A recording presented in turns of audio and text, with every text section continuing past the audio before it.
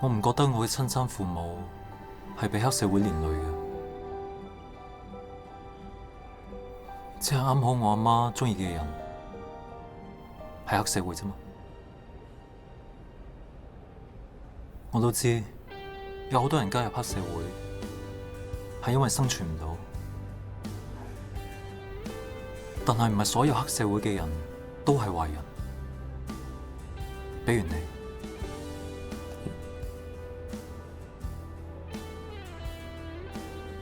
而且我依家都過得好幸福啊！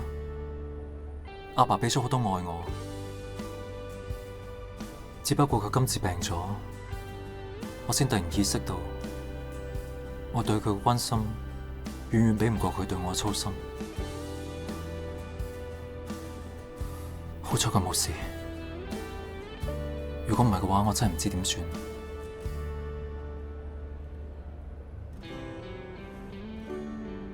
唔緊要，